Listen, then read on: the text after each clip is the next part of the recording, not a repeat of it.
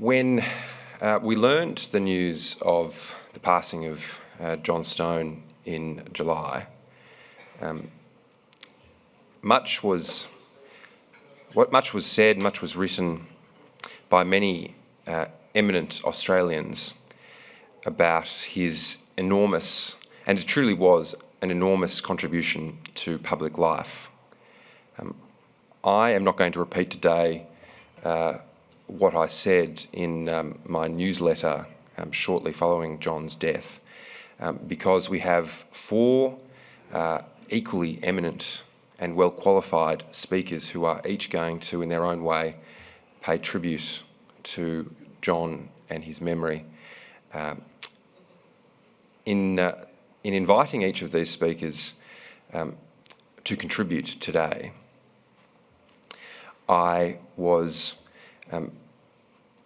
particularly struck by the vast variety of ways in which John contributed to Australian public life. And each of the speakers who I have invited for today's session had their own unique relationship with John and one or more aspects of that public life. The first of our speakers is Hugh Morgan AC. Mr. Morgan was one of the founders of the Samuel Griffith Society, along with Ray Evans and, of course, John and Nancy Stone and Sir Harry Gibbs. Hugh was also one of the leading public figures and one of the leading business leaders of many decades, including a period with significant overlap with John's contribution to the national public discourse. And so Hugh is very uniquely placed, given that perspective, to share some thoughts today. We'll then hear from Professor David Flint AM, who was a member of the Society's board alongside John for many, many years, and was also a contributor through publications like The Spectator to many of the same public debates as John. We'll then hear from Morgan Begg from the Institute of Public Affairs.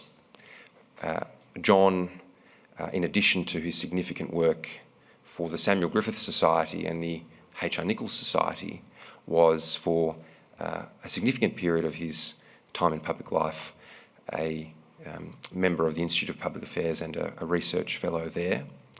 And Morgan is going to speak a little bit about that contribution to the Institute of Public Affairs. And then finally, Stuart Wood AMKC, who has for the last decade been the Secretary of the Society, but for many, many years before that was a member of the Samuel Griffith Society. Indeed, he was one of the youngest founding members of the Society in 1992. And I think Stuart, possibly more so than many others, has been in the last decade totally devoted to ensuring that the legacy of John and Nancy, of Ray, of Hugh and Sir Harry continues on. And when Stuart took the role of Secretary of the Society a decade ago, there was certainly no inevitability that the Society would continue. But it's thanks in large part to his efforts that we are not only here today, but that we have experienced such significant growth, building upon the incredible foundations that John and Nancy built along with the other co-founders. Before I invite Mr. Morgan to the stage to address us, I wanted to acknowledge three of John and Nancy's children who are with us today. I already mentioned before morning tea Philippa Stone, who is a member of the Society's board, but we're also thrilled that two of Philippa's brothers, Richard and Andrew, are with us today as well, representing the family. And Philippa will say a few words at the conclusion of this session on behalf of the family. So could you please join me in welcoming Hugh Morgan.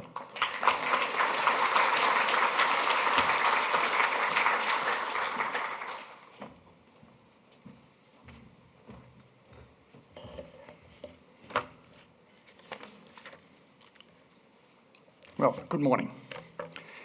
I'm grateful to participate in making a small contribution to recall and thank the critical contribution that John Stone made specifically to the establishment of the Samuel Griffith Society, and making a brief reference to his political career, about which much has been written, of his influence in the matter of financial affairs in the Commonwealth in particular. This earned him both the respect and the constraining efforts that he made on budget deficits, clashing particularly with both John Howard and Paul Keating in this influence. Such was his influence, the South Australian Premier dubbed him in that period of John Stone's tenure as that being the period of the Stone Age. He entered politics to become the Senator for Queensland in 1987 through to 1990. And in part of that, as part of the Queensland for Queensland efforts, he stood again in the lower house seat for Fairfax in the 1990 election and was defeated. In the Senate's biographical dictionary, he is noted as having been charming, willing, and flattering, but often divided as being obstinate. The 1990s was a period of industrial affairs dispute influenced by the Mudgeonry struggle in the Northern Territory, dollar suites in Victoria, and Robe River in Western Australia, but a few examples. In legal circles, the Tasmanian Dams case was subsequently followed by the 1988 referendum proposal of the Hawke government seeking to change the constitution in 4 areas. All were defeated, but remained as a warning sign of attempts to dilute the safeguards of the nation's constitution. It was this that led to the recognition of the need to protect the Constitution's integrity, and that a new society should be created to seek greater public understanding of the generation of great legal thinkers who had shaped the remarkable Constitution through the debates of the 1890s and protect its determination. John was alarmed at the 1988 referendum, and as in the case of the earlier H.R. Nichols Society, in which John was a co-founder, it was determined to duplicate a like structure, focused to engage in debate, upholding the integrity of the Constitution's fidelity. And so it was through late 1991 and the first half of 1992, the Constitution and objectives were settled. As has been noted, the co-founders of the Society were Sir Harry Gibbs, Chairman, and Ray Evans as Treasurer, Nancy Stone as Secretary, John Stone and myself. The name and the entity was after that of Sir Samuel Griffith, who played a pivotal role in determining the Constitution's architecture and became its first Chief Justice, and his mission was to defend the Constitution, I quote, against all who would attempt to undermine it. Only 1 month prior to the July 1992 conference, we were reminded of John Lovell's reported words following an oxygen tank explosion on the Apollo 13 mission. "Houston, we have a problem." The Mabo decision was presented before most of the contributions of the forthcoming Society's conference had been prepared. And it was not until the following year of the conference that Sec Hugh QC presented a scathing analysis of the High Court's judgment. This is not an issue of a minor adjustment of interpretation of the Constitution, but its total abandonment.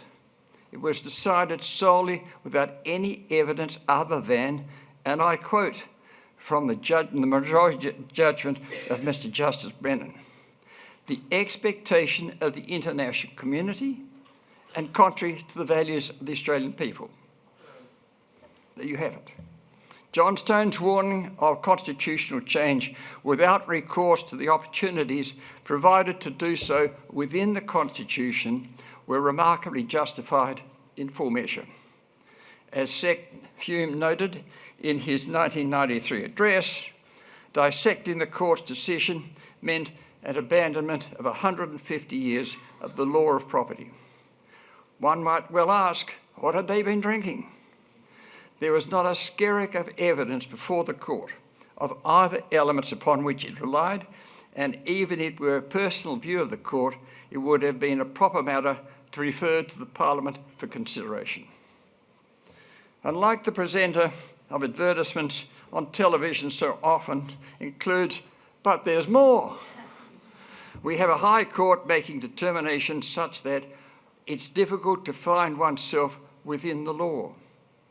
And it's a fraught affair lacking in the comfort of constitutional fidelity and preservation of state rights, which John Stone was determined to enable the preservation for the benefit of the continuation of the Federation.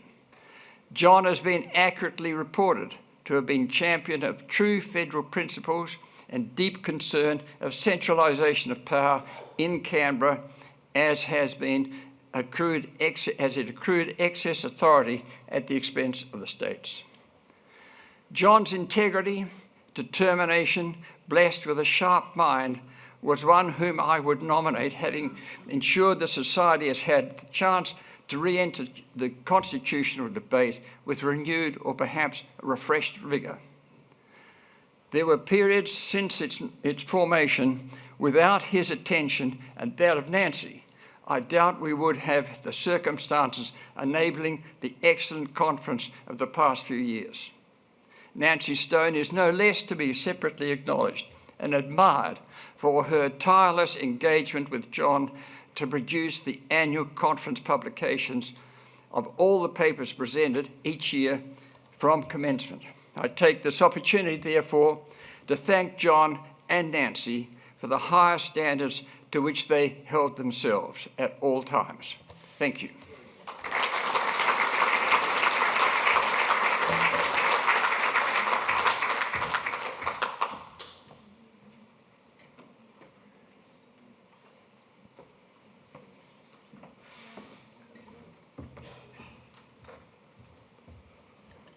It is an immense honour to be invited to speak on this occasion.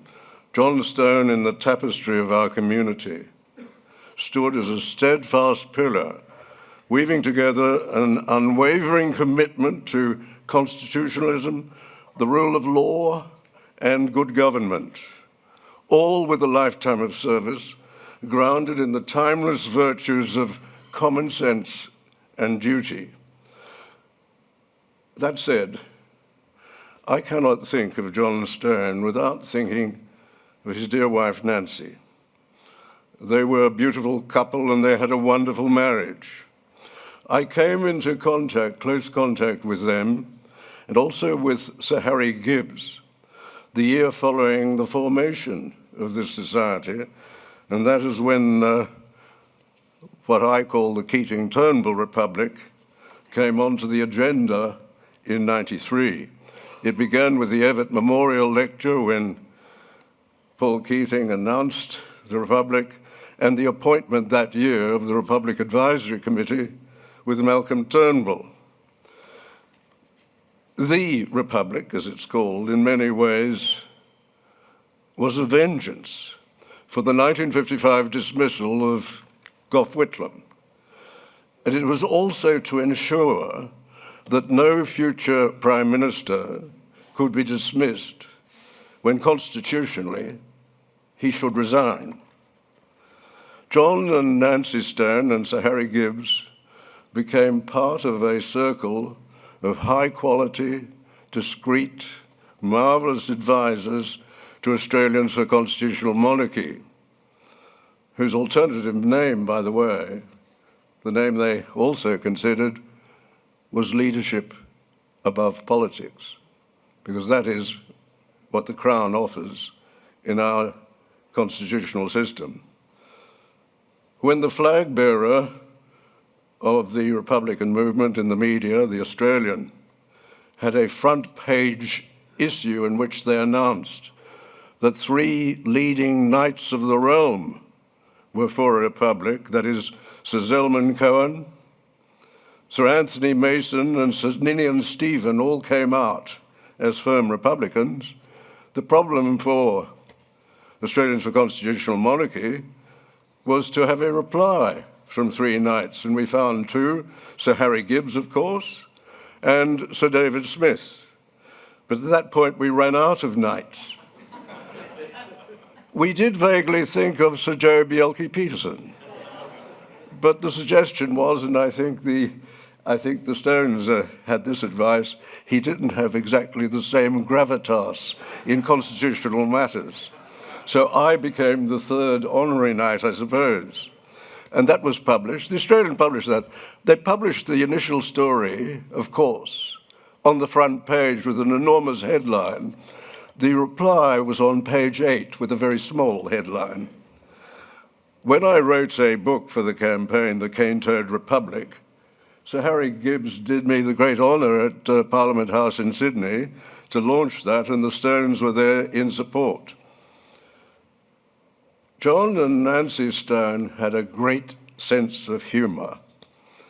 At one conference, in some recent years, John asked me on the run, would I do the vote of thanks, which I did. And then afterwards he came up to thank me and he said, but I have one criticism. I said, what's that? He said, I have one criticism. Your speech was better than the speech for which you were thanking. Naturally, I was then flattered. In 2008, the Prime Minister, Kevin Rudd, decided that he would establish a 2020 summit for the year 2020. It was about the long-term strategies for Australia to turn Australia, it was a blueprint really, to turn Australia into a socialist republic. And 1,000 eminent people were invited to attend that, and they broke up into panels of 100. There was a 100 panel on the Constitution, which was something which naturally excited John and Nancy Stone. It was a session at which the chairman of that particular panel announced, we had no doubt all agreed that Australia should be a republic by the year 2020. Well, one of the people they chose, thinking he was a Republican, George Brandis, interjected immediately, no, we're not. So when they put it to the vote at that panel, it came out 99-1 in favour of a republic. John was highly irritated by the 2020 summit, so he asked me if I would speak on the Saturday night. The Saturday night is a key night for speeches. He asked if I would do it. And his brief to me was to produce something highly satirical. And I'm not in the business of doing that, but I did comply. And in his foreword to the volume, and these volumes came out very quickly, he graciously described my speech as a tour de force. The title supposedly came from Pravda. It was Supreme Summit Smashes Creaky Constitution. And he said it was a remarkably sustained, tongue-in-cheek spoof. The 2 central characters in this were Liu Qian, that is Kevin Rudd's Chinese name, and his interlocutor in emails was Vyacheslav Molotov. The reason we chose Molotov was because of the Molotov letter that Dr. Evatt came into Parliament. Dr. Evatt came into Parliament at the time of the spy investigation into the Soviet Union, and Dr. Evatt came in and said, well, of course, there's no spy thing. This has just been created by Menzies to win the coming election. He then produced a letter from the Soviet foreign minister, which said, of course, there's no Soviet spying in Australia. He was greeted with some ridicule. So we decided it would also be Dr. Evatt. And it was an amusing thing to do for me. It's somewhere in the Society records, I think, for 2008. I don't think it's very funny when I read it now. But he was a marvelous man. He always was looking for an amusing side to issues. John and Nancy and Sir Harry Gibbs played a significant role in that campaign to defeat the Republic referendum, which wasn't really about a republic. It was more about ensuring that a future Prime Minister could do what Gough Whitlam was not allowed to do by the Governor-General. And one of the other people who was significant in that was Nick Minchin, who's here tonight, or this afternoon. They gave us significant guidance in the campaign, and it was usually something which was accepted by a consensus. We didn't often divide in ACM, but on one occasion we did, and John disagreed with something that ACM was doing.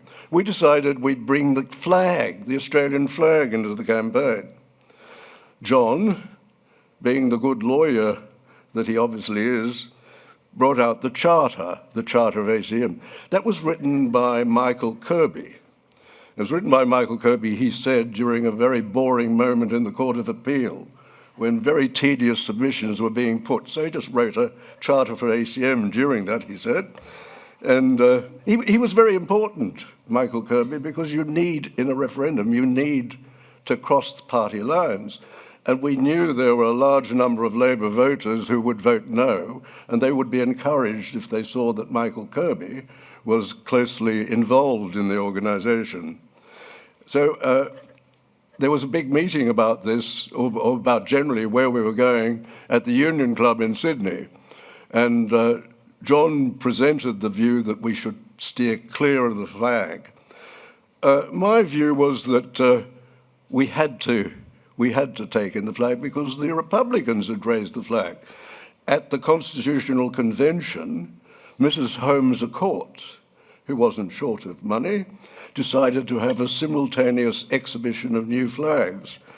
I refused her invitation to go and see them, but Malcolm Turnbull continued this, and he had a roving exhibition of new flags. It was called Flagging the Republic. And one of those flags was absolutely magnificent. Most of them looked like beach towels. But there was one flag which was just a white background with words on it, and the words were F, and the full word, the full expletive, F off back to fagland. F off back to fagland. This was one of the ones that Turnbull actually had in his exhibition. And my feeling was, when the other side gives you a free kick, what do? You have to take it. But John insisted, so he put it to the vote at this meeting, and by a vote, I think, of about 78 to 2, it was decided we should also be involved in the flag. John accepted that, and he was very much amused by the fact that we were concentrating on the particular flag that Turnbull had foolishly released on the nation. John and Nancy were formidable. Common sense, a strong belief in our civilization, strong belief in the Australian model in our civilization, and a willingness to serve to an exceptional degree. That is real virtue, to serve to an exceptional degree without any advantage to them. I think, as Mark Antony says in Shakespeare's Julius Caesar, on the death of Brutus, in many ways sums up his life. And he said, his life was gentle, and the elements so mixed in him that nature might stand up and say to all the world, this was a man. May they rest in peace.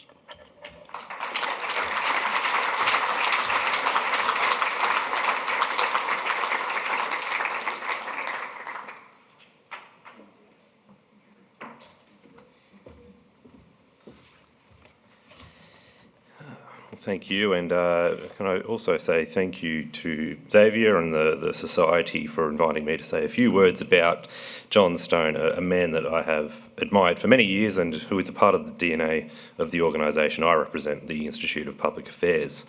As I mentioned, I long admired John Stone, but from a distance in my younger years, but I'll never forget my first in-person interaction with John, which came about, which I believe was 10 years ago, my first SGS conference. And I recall at that conference, the first speaker was the then WA State Minister for Indigenous Affairs, who had the idea to come to this body and make the case for constitutional recognition. Now, this was my first session at my first SGS conference. I wasn't sure, maybe I'd walked into the wrong room, maybe the SGS wasn't what I thought it was.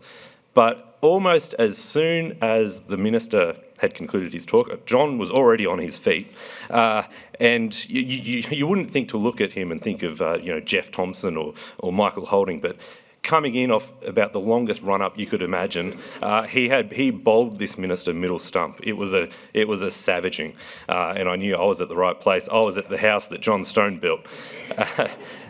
And what an introduction to John Stone. What was really remarkable was just how off the cuff John was able to marshal a devastating takedown that was equal parts clear and forceful. And over the years, as I've had opportunity to read through the materials that John had provided for the IPA and so many other organisations, he was a man of supreme intellect and wit, and who struck that ever difficult balance between strength without drifting into rant or hyperbole. His command of the facts and principle was unparalleled. As we know, John Stone became a major public figure for his expertise on economic matters. But over time, over the years, it became quite clear that he was capable of thinking deeply and speaking on any number of political and social questions, from migration and multiculturalism, the politicisation of the public service, climate and energy policy, and, as we all know, the Constitution, both written and unwritten. The Institute of Public Affairs was a beneficiary of John's immense talents when Hugh Morgan and Charles Good arranged his appointment as Senior Fellow in 1985, following his retirement from the Commonwealth Treasury the year earlier. John, as it happens, had actually a long-standing friendship with the IPA's first director, Charles Ref Kemp, and joined the IPA under the leadership of Ref's son, Rod Kemp.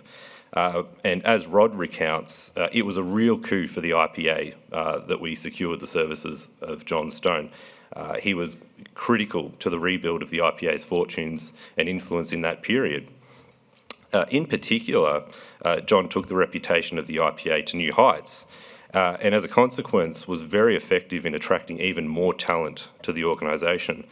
After John joined, we were also joined by several renowned policy experts, such as Dame Leonie Kramer, who worked on our education policy reform unit, his old Treasury colleague Des Moore, and the former Under-Secretary of the WA Treasury, Les McGarry, to lead the Institute's States Policy Unit. Now, John and Les had a very positive and productive working relationship, and the work of the States Policy Unit was an Australian first, as it was the first dedicated research program that actually looked at state finances. And as you will all be aware, by the early 90s, this was a very big problem for Australia. And their work on that program was in many ways a precursor to the successful Victoria project, where the IPA and others prepared much of the policy and intellectual foundations that drove the Kennett government reforms in Victoria in the 1990s. This was also a successful period for John himself. After deciding to leave Treasury, John had no post-Treasury plans, but it was clear that he wanted to remain in the public debate. The IPA at that time was more than 40 years old and was an established player in the Australian media and policy landscape, a sensible platform to enable John to intervene on matters that he was an expert in. In his time at the IPA, John was a highly sought-after speaker and writer. He co-founded the H.R. Nichols Society to start a national debate on Australia's restrictive and centralised industrial relations system, and in 1987 was invited by the National Party in Queensland to develop its proposal for a single-rate income tax. He was later convinced to join the party and became the party's lead candidate in the 1987 election. In an edition of the IPA Review, our magazine, that year, he wrote about his decision in words then that could be reproduced now without edit. He said, "First and foremost, Australia today is in a fearful mess, economically and beyond that socially. The task of cleaning up that mess is increasingly urgent.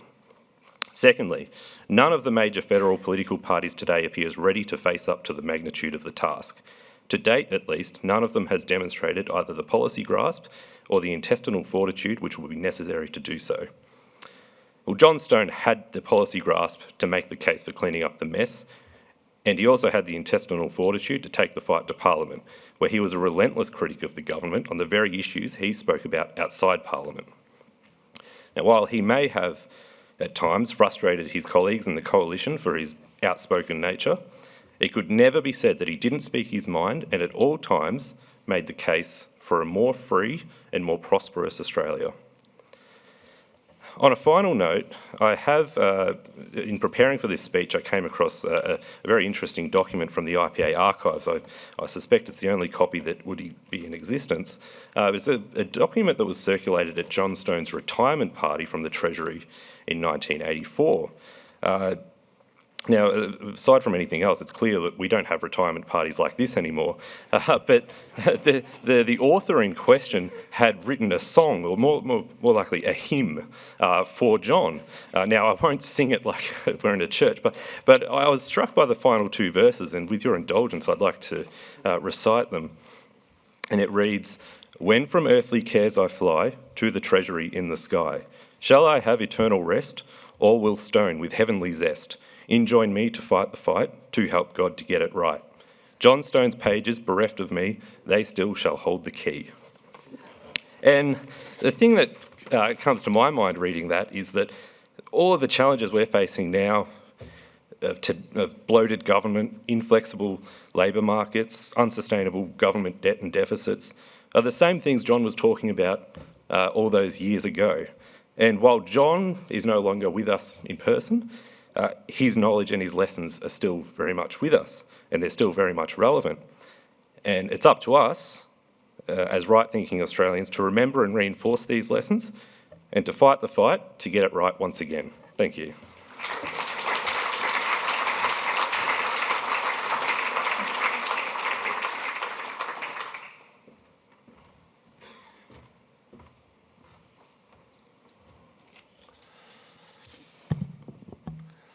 Well, what to say about John Stone? Eulogised last month by our 28th Prime Minister, the Spectator, Quadrant and the Australian have all carried tributes. Just in this society, the society, as Morgan has said, that John and Nancy built, 3 speeches before me today and 3 papers over the preceding years. Des Moore on Stone in the Treasury, Geoffrey Blaney describing the infancy of the society, and Dyson Hayden's magisterial The Public Life of John and Nancy Stone. Hayden's paper is unsurpassed and unsurpassable. Our President Alan Myers yesterday described Hayden's tribute to Ian Callanan as a tour de force. So is his record of the contribution of John and Nancy Stone to our public life.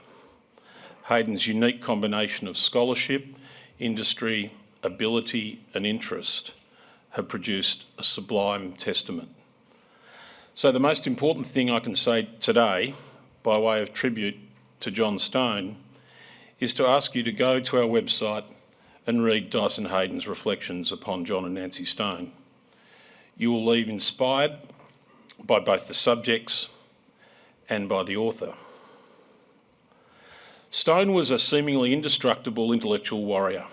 He won many battles. He made many enemies. And as Hayden says, and we love him for those enemies. He had some setbacks, but he never gave up. At the time when many people do give up in his mid-60s, after a stellar start as a scholar athlete, after inevitably rising to the top of the Treasury, and then after you've just heard from Morgan another decade as a political and public intellectual, he didn't give up, he didn't retreat. Rather, he built this society. Blaney says Stone founded or virtually founded the society. Hayden says the Stones founded and fostered the society. I say built. This society was founded by Hugh Morgan, who you've just heard from, Ray Evans, John Stone and Sir Harry Gibbs. Morgan provided the money, Evans the idea, Gibbs the brand and Stone the grunt. Indeed, as you know, the grunt was provided by both John and Nancy. As Blaney said, talking about the early days of the society, and I quote, he said, "John and Nancy have been great servants of your society, as well as founding it, or virtually founding it. I know how much Nancy has done. She and John lived in the same suburb as we did, and the secretarial and post office work that Nancy performed for the society was on a huge scale. I remember one day Anne, my wife, saying, 'See if you can pass on a message to Nancy.' She added, 'Go up to the post office, she's always there.' As Justin McGovern said, as the first Dr. Nancy Stone Fellow, Nancy was the lifeblood of the Samuel Griffith Society. I was the youngest member of the society when it was founded, around the age of many of the students here today. Stone must have seen something in me, though that wasn't obvious from the way he treated me. To give you an idea of what it was like, I'll quote from a paper I gave almost 2 decades ago. Going full circle, like many of the speeches this weekend, it was about work choices. 20 years ago, I commenced my address to a large crowd in Canberra as follows. In the early 1990s, I was invited by Ray Evans to present my views on the constitutionality of the Federal Coalition's Jobs Back policy to the H.R. Nichols Society. I'd just completed my honours thesis on that topic, and Professor Greg Craven had presented a paper to that Society's 1991 conference, which I thought was in need of challenge. To say I was invited overstates things somewhat.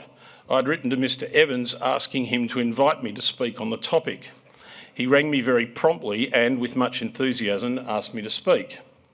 Unfortunately, he did so without obtaining the consent of the board. Then John Stone found out. He sent me a letter on behalf of the board explaining that I was uninvited. It was therefore with some surprise that I received a call from Mr. Stone a few months ago asking me to speak at this conference on the topic of the constitutionality of the Federal Coalition's work choices legislation. He told me he'd send me a letter. It was with some trepidation that I opened it, but I needn't have been concerned. It stated that I was invited, that John Stone was writing on behalf of the board, and Justice Michael Kirby would be speaking by video. What the website doesn't record, and these are in the days before we had the financial capacity to video record the entire proceedings by video, very similar to the story Morgan Begg's just told you, is that immediately after I delivered my speech, which said that work choice was on constitutionally solid ground, John jumped up as the first interrogator in the Q&A session and said, "I wish I hadn't invited you."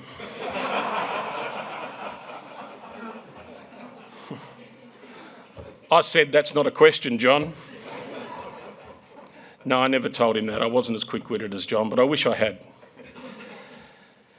As I got older, I realised that it wasn't me that John was mistreating, but my ideas, or at least the ideas that I then held. And he wasn't mistreating them, he was treating them with the respect that all ideas deserve.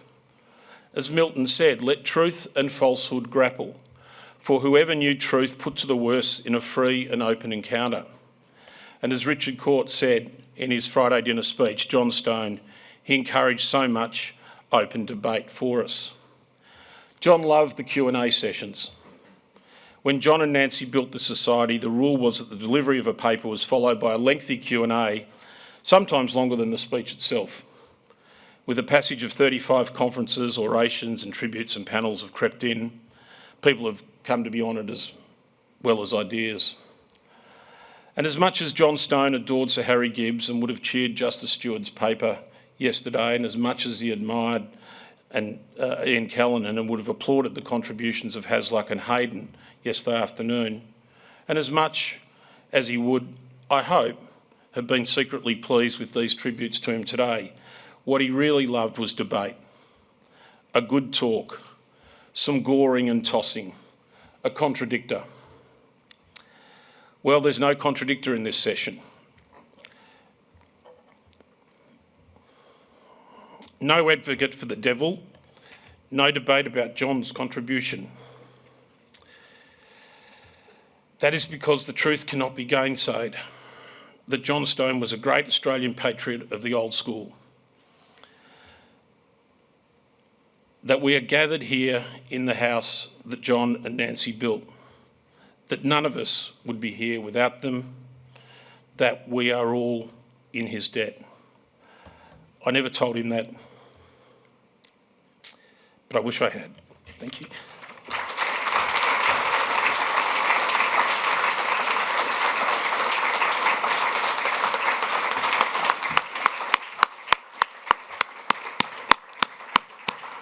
Can I now invite Philippa Stone up to say a few words on behalf of the Stone family?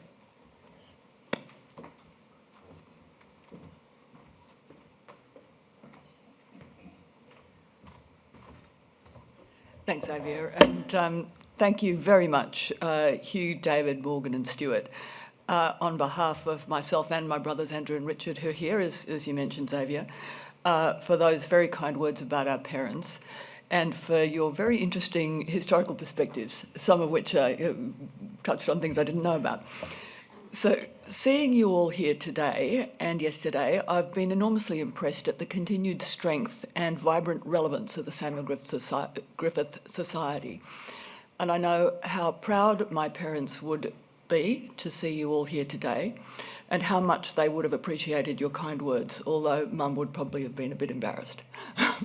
So when Mum and Dad and Sir Harry Gibbs and Hugh Morgan and Ray Evans and others founded the Samuel Griffith Society more than 30 years ago, one of their reasons for doing so was that they were concerned that the rule of law and adherence to the Australian Constitution in the form in which it had been agreed and adopted was under threat. That threat is real and is stronger today than it was when the Society was founded. The tendency of some judges, with many honourable exceptions obviously, to consider themselves licensed to interpret law, and much worse, the Constitution, in a manner unlikely to have been contemplated by its enactors is a frightening one. It is important for organisations like the Society to call out and discourage those attempts. My parents would have been happy to see Chief Justice Gageler's comments to the Piddington Society very recently about the need for lawyers to stick to their knitting and adhere to orthodox legal principles of legal interpretation. But I know that Dad, who was still alive at the time the cases were decided, was much less happy with his contribution to the NZYQ and YBFZ cases. Finding newly minted authority in the Constitution to overrule immigration laws passed by the elected Parliament is a serious, I don't know if I should use the word usurpation of power, but it needs to be called out. More dramatic attempts to annex power, such as Trump's attempts to circumvent the 2020 US election result, are rightly condemned. But I have to say that I think it is also shocking for the essentially unaccountable High Court to bend the words of the Constitution in ways which enhance its power at the expense of the Parliament, which is answerable to the electorate. Criticism was heaped upon the Immigration Minister and the government at the time for failing to anticipate and adequately deal with the Court's decisions, but I think we need to be less polite about the role of judges in these instances, and and perhaps I'm following my dad's footsteps because he's never polite, but I have been delighted to read and hear Jim Allen's and Justin McGovern's observations in this context, and I think the Society has played an enormously important role here and continues to do so. And anyway, in conclusion, Mum and Dad would have been very proud to see the Society's continuing work, and to see you all here today, including the younger members of the audience, and to feel that they helped create this. Thank you very much for your kind words, and continue your good work.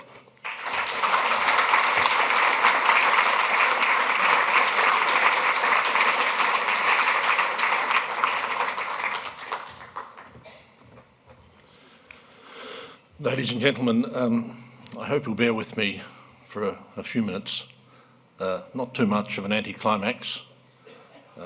It's been a great conference, but I want to reflect upon the conference and perhaps a few things in the future.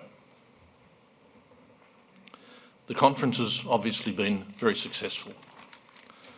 First of all, on behalf of everyone who is not from Western Australia, and there are a few of us here, to thank our Western Australian hosts. It's been an example of remarkable hospitality and generosity, a conference that's been carefully conceived, generously performed through or organised through the work of many. A few of those whom I want to mention by name, I can see Richard Court, I can see Becky Clough, I'm sure Ron Manners is here somewhere.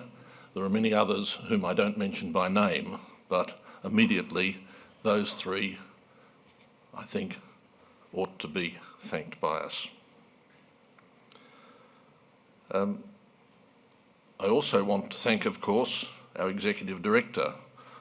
At last I've usurped his position at the microphone, so I can say what I want, and he doesn't have a right of reply. I thank my fellow board members, and I think of those especially Stuart Wood. Stuart sits there, supervises everything. He's got his finger on the pulse. He decides what questions are going to be asked and what questions will be answered. A few reflections on the highlights. The whole of the conference, I think, is focused on the objectives of the society, to uphold the rule of law and to uphold the Constitution, which establishes a federal form of government. And right at the beginning, Richard Court told us about that.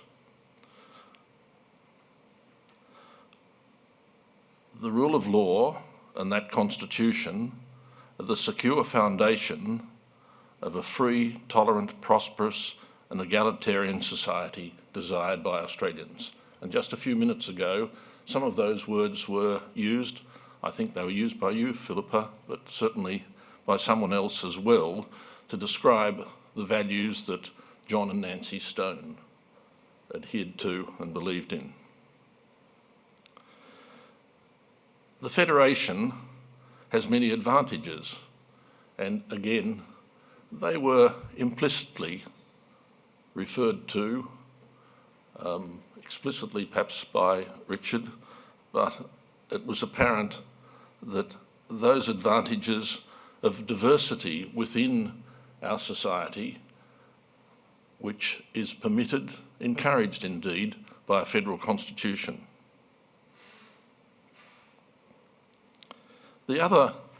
Another theme of the conference has been to acknowledge the outstanding contribution of individuals in securing the objectives of the society. And there are three of those individuals, John and Nancy Stone, and we've heard of them again just a few minutes ago, and of Ian Callanan, now our emeritus president. Xavier, Amanda Stoker, Nicholas Hasluck and Dyson Hayden reminded us, in speaking of Ian, of what good people can do if they work for the good of our society, and what good people can do within a context of the rule of law and of a federal constitution. I acknowledge the contribution of the two High Court judges who spoke, Justice Stuart and Justice Edelman, and of course of Paul Anastasio, who came and spoke of Justice Stuart's contribution. To speak at a conference like this requires an enormous amount of work and preparation, and each of the speakers have done that. I've mentioned most of them, but we had the pleasure of hearing from Paul Howard yesterday. Paul is gone. After the cricketing analogies that arose out of the speeches in relation to Ian Callanan, Jim Allen came into bat. Recklessly, I thought, but I can't say he lost his wicket. Then, of course, last evening, Christian Porter spoke to us. Christian is going to make a fortune at the bar that he's returned to. Not only could he stand up and speak, but he could also think at the same time, and they are the qualities that ensure that you have a fortune at the bar.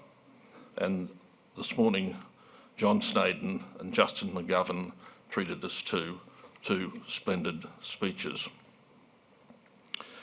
The other reflection that I have about the conference is the extraordinary good fortune that we have, that there have been throughout these 2 days, 3 days perhaps, 100 students who've come along. The future of the society obviously belongs to the young people who are going to come along and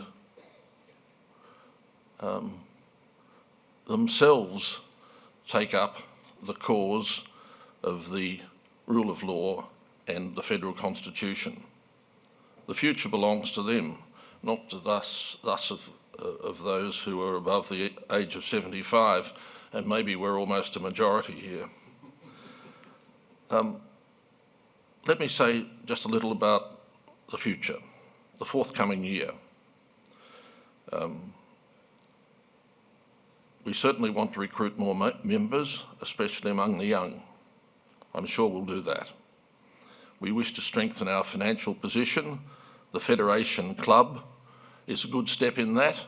Tax deductibility is the means by which any of you who would be willing to contribute to the society can put your hand in your pocket and take out some money, and the Commonwealth of Australia will be a co-contributor with you.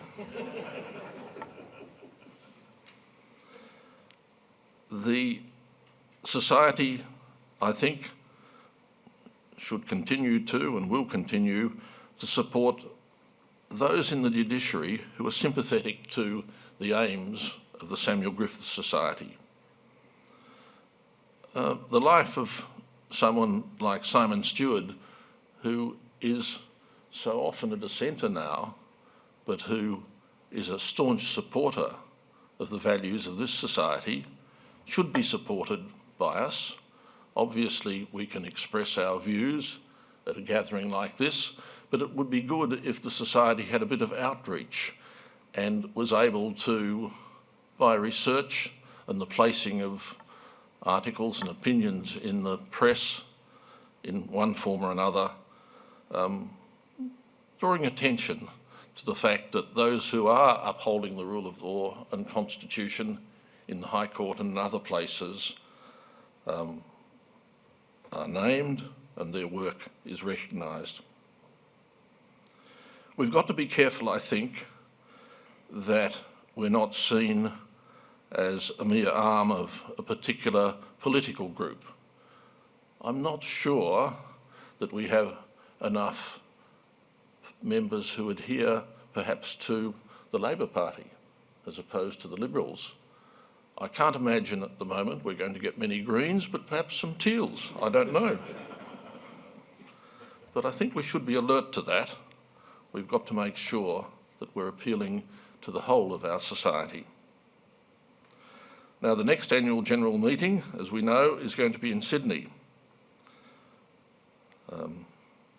I'm thinking about who of the High Court judges we're going to be able to get along to our conference. There are 4 in Sydney, and we'll fail if we don't get at least 2 of them speaking. That's my view. One last thing I want to mention. There's never been a decent biography of Samuel Griffith.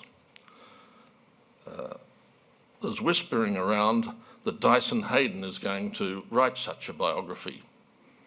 And I confirmed with him at breakfast today that I can say to all of you that he will.